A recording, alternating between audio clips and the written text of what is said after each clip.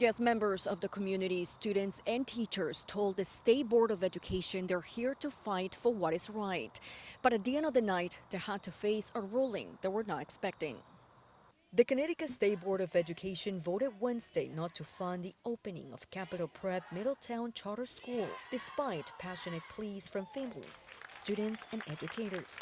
We ask board members to have the courage to do what is right and protect the schools you manage.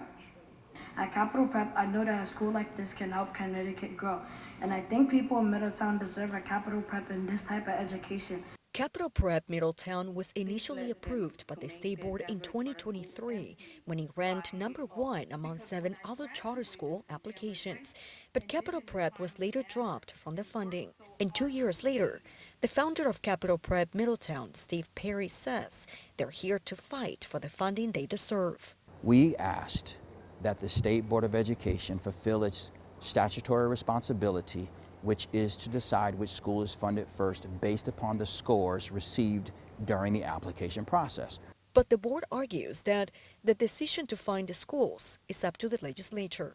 So at that point, on December 10th, 2024, I called the commissioner. I said, hey, I don't know if you realize this, but I think y'all broke the law. Under the two-step process under 1066BV, subsection A, the State Board did its job. The CSD did its job, the State Board did its job.